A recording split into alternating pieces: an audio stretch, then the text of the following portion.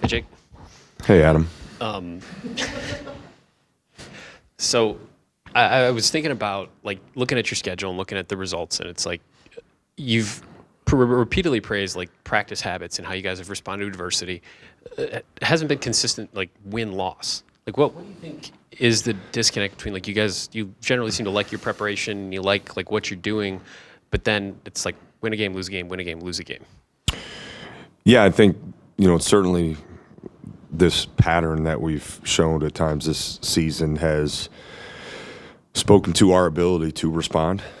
I think there's no question. We need to do that tomorrow.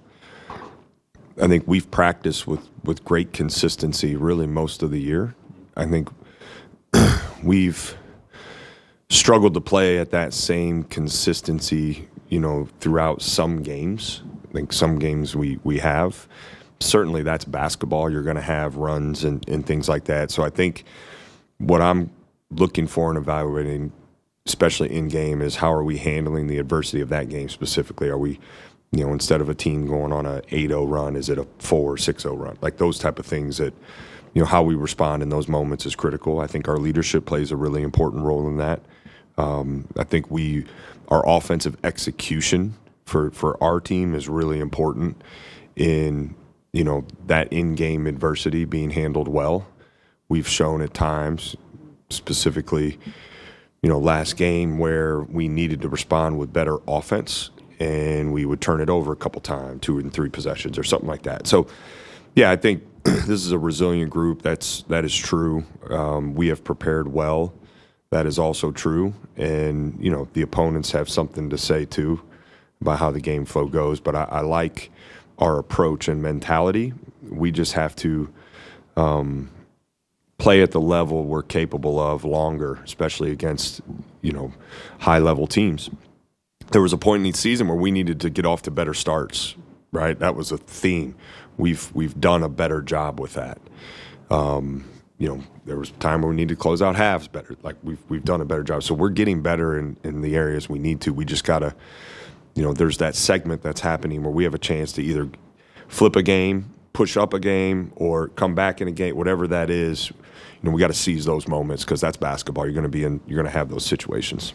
And like you said, like matchups are going to play into that, and who you're playing is going to play into some of that too. So knowing that you have to change, game plan and things like that from a game-to-game basis, like what do you think this team has consistently done well, even when maybe the result hasn't been what you've wanted it to be? Yeah, I think this team has an ability to carry over what we practice from a game plan standpoint and execute it well. I mean, some of our issues that we've seen that we've, we worked to address in recruiting, we've worked really hard in practice, have kind of come up again here at times lately, and it's rebounding. And I think turnovers have been an issue for us at times this year. You don't want to overgeneralize, but I think those are 2 areas that we have to and we have to fight to be better in every single day, because we know those are areas that have potential to hurt us. So the way we've prepped and game planned and taken teams out of their action or been able to attack some teams' actions, I feel really good about. It's those type of things in the game where in this league, tomorrow won't be, it'll be the same. It's just going to be the same for us the rest of the year. In this league, everybody's really good. Games are really hard. There's moments in a game where you can seize momentum. You have to be able to take advantage of those moments. And what we've seen for our team, turnovers have played a factor when we haven't done that well, and not being good enough on the glass has played a factor when we haven't done that well. Do a bunch of personnel updates, just give you a name and let you riff on it for a little bit. Sure. You want like one word, or you want whatever you want to say. No, I guess fine, you said yeah. on the radio show that Brandon Knoll has made a little bit of progress. He has.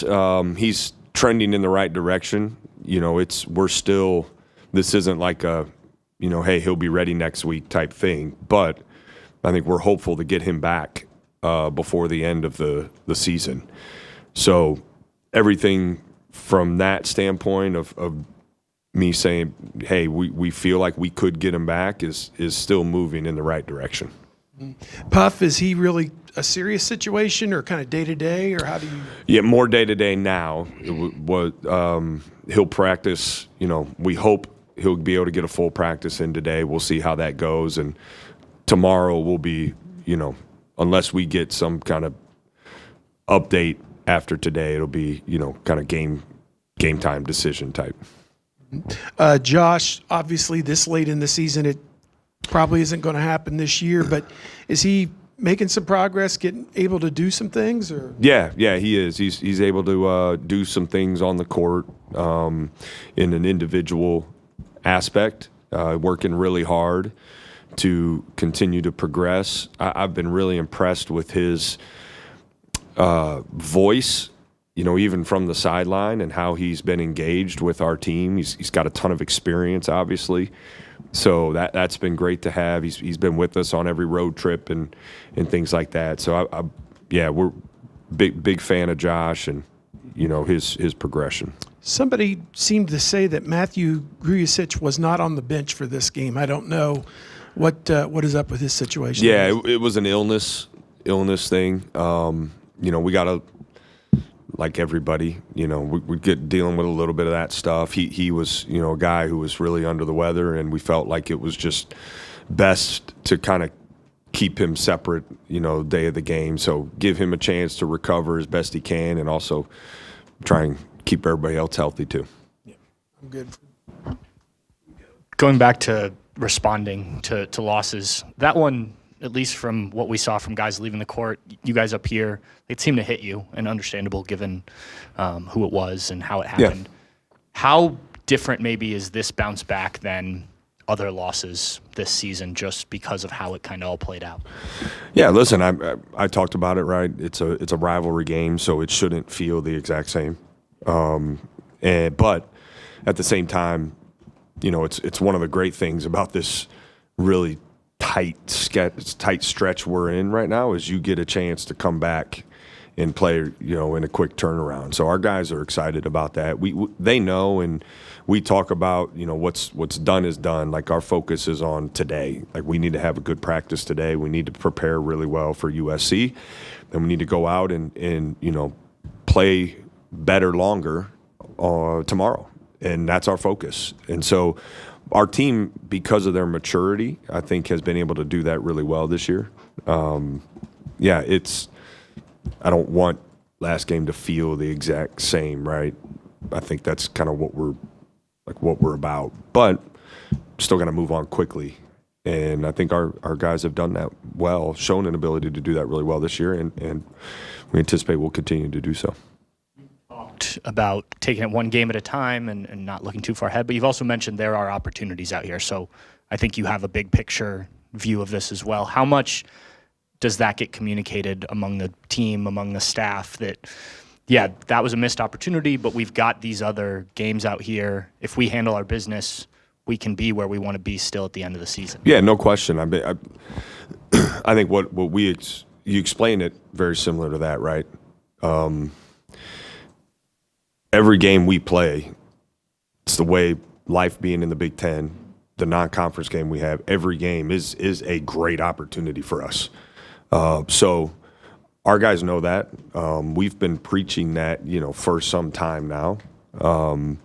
And I also tell them, like, you can't, it's part of like blocking out the noise. You can't look down the road and start looking at what other, like, we have to focus on this opportunity right now. And our leadership plays an important role in that. But there's no denying what this time of year means, right? We can't pretend like it doesn't exist. This is what we play for. So I told our guys, this is the best time of year. We need to enjoy it. We need to be our most connected and tough, version of ourselves we can be this time of year. And the game in front of us is the one that we're pouring everything into. And so that's our approach. That's what we got to continue to do.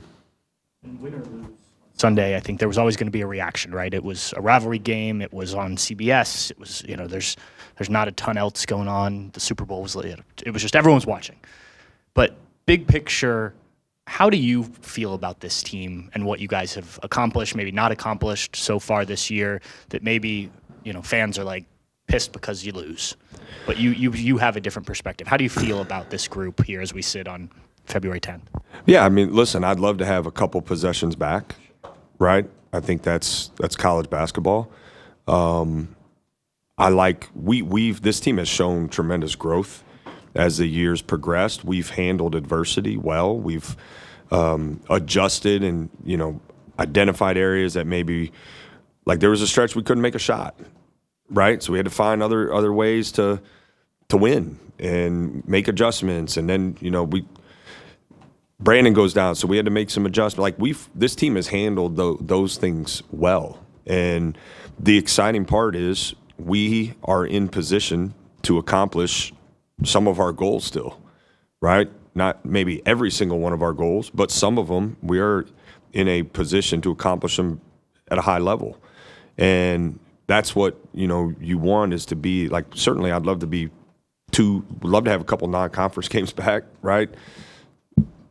2 possessions in particular come to mind. But I think the big thing is we've learned from those. We've grown from those. Our team has. We've stuck together through whatever adversity we've faced. And, I believe we're positioned to play our best basketball here down the stretch. It's hard to do against the level of opponents on our schedule, but we have a good team, and we got good guys who work really hard and are motivated to win. And, we can stay healthy and we can, control what we could control at a high level. We're going to be in great shape come the end of the season. I really believe that. So I understand, like, if there's some frustration, we just lost to I understand that. I'm frustrated, right, in that regard. But that's not to, there's too many factors that come into play, and those are things for the off season. Like right now, we and our fans, when they're here, we need to get a home court advantage tomorrow, and we got to win. Like, we just got to keep focus on the game ahead and just focus on winning that game. And if we do, everything will take care of itself. But, it's hard. Like, this league is really, really hard every single game. And we got to make it hard, to come play in here tomorrow, like we face every single time we're on the road. So I'm appreciative to the crowd we had this weekend. That's probably one of the things that I'm disappointed in, certainly losing the game. But I wish we could have had a couple of the possessions in that game to go a little better, to get our crowd a chance to really get into it, and then let's see what happens at that point, because we didn't do our part in a couple of those moments. And I'd love to get those back, but you can't. And now we're moving forward, and we'll be ready to be better next time that comes up. 23 games into the season, you guys haven't dropped back-to-back games at any point. Do you feel like that is something that you can lean on maybe tomorrow night? It's not something we'll really talk about as a team, because I think I just want them focused on USC in this game. But I think it speaks to how our team has handled adversity and responded when we haven't played as well as we would like or have come up short. So in that regard, we should have some confidence in at least maybe not the pattern of some of these games and stretches of the season, but just confidence in our ability to respond at a high level. You touched on having a short turnaround a little bit earlier. Just what type of impact does that have coming off of a loss rather than, waiting 5-6 days to play? Just what type of impact does that have for the team? Yeah, it's I think you can look at the positives of both ways, right? If you had more time, then you can rest a little bit more and do that. But then you're sitting on a loss longer. But then if you have short amount of time, you probably want more rest time. But you like the fact that you get to turn around and play quickly. And so I think you just got to make the most of what's ahead of you, and that's what we try to do. I think we try to make sure our guys can get in a great place physically and mentally for game day, while also making sure we're doing what we need to do preparing. And your window's tighter, so you got to be really efficient with your time. And I feel like that's something we've done well, and our guys have bought into working hard to prepare well.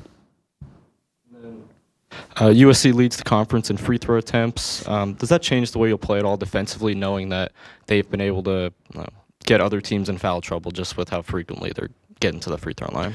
Yeah, we got to do a great job having technique on defense, and they put officials in a tough spot because they're play with great physicality, and they got guys who are dynamic with the ball in their hands. And part of getting to the free throw line is it's a skill, it's a technique, and they do it really well. I think we're a team who does it well also. And when we're playing well, we're getting to the free throw line too. So on the flip side for us defensively, we've talked about some of the situations internally when we need to have greater technique and when we can play with more physicality, so we're fouling less. And that's a big focus for us. We've been working really hard on it. So I think we've gotten better last few games of guarding without fouling as much. They're a team that thrives at getting to the free throw line. That'll be a game within the game, I think, as you're watching. Are we doing what we need to do defensively and not bailing? They're still going to get to the line some, right? But we can't bail them out and have some kind of low basketball IQ or late kind of the rotation fouls. Like those are the ones that you start stacking those, and the way they get to a free throw line, it can hurt you. Jake, you said on Sunday that you guys coach in truth. Did what you see during the game align with what you saw during that film review?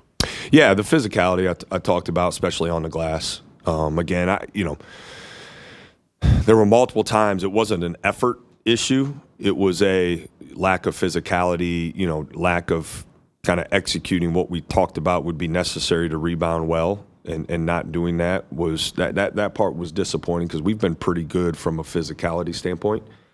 So that existed on film. I think there were a couple times that they hit some big time shots that kind of kept us maybe at bay that is most times don't get made. There were some other times where we had some communication errors that led to some easy baskets for them, which we had done a much better job of cleaning those up as of late. So those were the things that we could control. That was our focus coming out of the game, of being better in those areas. And we got that stuff will apply the rest of the year. So we got to keep being tight in those things and make sure we're doing our job on the areas we can control. And then USC's played in 6 one-possession games. How are you guys preparing for that, also knowing that you have been in some of those one-possession games as well? Yeah, it's something we talk about and work on all the time. We're constantly reviewing end-of-game packages and scenarios and playing out end-of-game situations. They've got a ton of experience in those this year and have had some success in those situations. We've got some experience and have had some success in those situations as well. We haven't shied away from when we haven't done as well, particularly earlier in the season. We haven't shied away from watching and learning. We also show film when there's things that happen around college basketball and there's a scenario that pops up and plays out. We'll take the time, sometimes to watch it so we can learn from other games as well. I think it's something you have to always keep in the forefront of your mind because, in those moments you can't overthink. You got to be reacting off of instincts. So making sure our guys have the clarity of how we want to execute both sides of the ball down the stretch, depending on time score and all of that is important. It's something we've really been working on since June.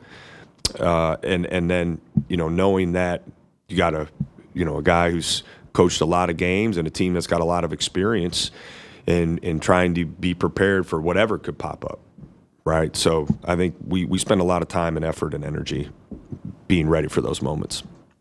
Lastly, you've talked about the difficulty of a Big Ten schedule.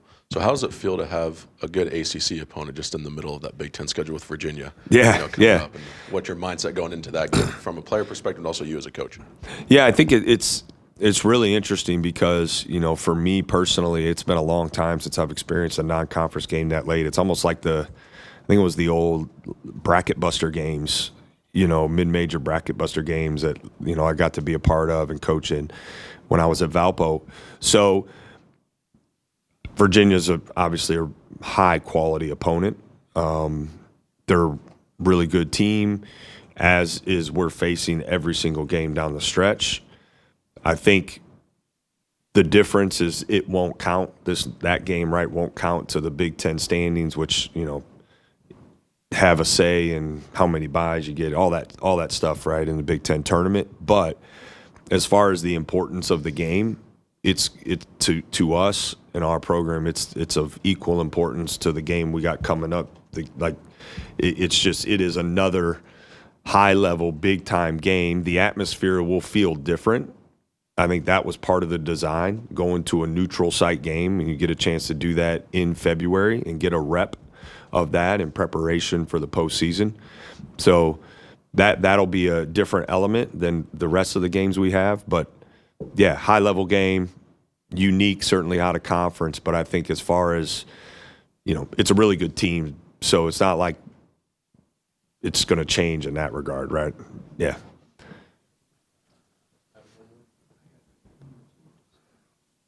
You touched on this a little bit there, but you said you like having this Virginia game in the middle of the schedule, and I think you said you talked to Brad Underwood about their game last year, and he liked it too. He did, yeah. I talked to him and John at Duke, and both of them thought it was really good for him. Because I can see why Duke would have liked it. I could a little bit surprised. I called Brad first, and but he was great. I mean, I think with what he's seen over his career and the success he's had, being able to pick up the phone and call him and get his opinion on something like that while we were processing that decision was helpful. So I'm appreciative of his willingness to kind of take some time with me and talk through that. But that kind of helped validate my thoughts behind it when you talk to a guy and clearly they didn't play their best that day, but he still felt like there was real value for his team in that regard. I thought that was helpful. What did both of them say to you? Like, what did they say that validated some of your thoughts? I think the common theme, we both took different things, but the common theme was the change of pace, I think, from league play. And, just the quality of opponent and different venue that time of year they felt like was good for their team. Just with Devin, the last 6 games, he's 2 of 20 from 3. Are you liking the shots that he's getting? Is he forcing some? It seems like some of them look like they're going in, but they're not. Like, what are you seeing from him? Because that was obviously a big part of his shift this year, is him playing on the perimeter like that. Yeah, he had shot it pretty well, right, up to that point. So the answer is yes. I like a lot of them, and some of them I think he did force. And so evaluating, right, kind of eliminating a couple of them where, hey, this isn't the time, right, or place to maybe be aggressive from 3 in that moment, get to some other aspects of your game. I thought he was tremendous against Maryland in that regard. I thought that was a high-level game for him, even though it wasn't his most productive scoring game. 4 assists, it didn't settle. I thought it was really, really good. So he's got to continue to, I think, work on his readiness, and then don't want him hesitating out there, certainly. And listen, my mindset is if you prepare well, you keep working, like a shooter like him who's shown an ability over an extended period of time, even dating back to the second half of last year, an ability to shoot it at a high level, it's only a matter of time. And so love for that to be tomorrow, but as long as he's not settling, I think it's great for us, and he's got to be ready, and he will. He'll knock some down. I was just going to ask about Bynum and Mobley. You don't have a lot of margin for error. You need everybody kind of firing at the same time to be successful against quality teams like the ones you're playing. Bynum, what can you do to get him going again? And John, do you just kind of live with one game up and one game maybe not so great? I don't know. What can you do about him as well, I suppose? Yeah, well, I think starting with Amari, it's, providing clarity for him. I mean, he's a freshman playing in the Big Ten and the second half of Big Ten season, so scouting's different. Your teams are scheming for, every player, right? You start to get used to players' tendencies, and he's seen different types of coverages on him, not just us as a team. So I think helping him, providing clarity, giving him specifics in that regard. What we keep challenging him with is be that high energy, flying around, physical guy, and the rest will kind of follow along with that. So that's what our focus is. It just helping him have that clarity so he can play off instincts, because I think he's got great instincts. And then with John, it's never – I think the thing that he and I's relationship, like I just keep coaching him, Steve. I just keep – whether he plays well, in some people's minds, or doesn't play well in some people, I just keep coaching him and just keep pushing him to keep striving to be the absolute best he can be. And if he has 25 in a game and there's some other areas he needed to be better, we talk about those. And we celebrate when he takes the stuff we talk about and work on, and he goes out and does it well. But, he's so dynamic with the ball in his hands. There's some things that we got to continue to work on, but just continually coaching him and pushing him to be the best version of himself. He takes it really well, and he's intentional about trying to do those things. And again, another guy, you got great confidence in his ability to respond. All right, guys, thank you. Appreciate it.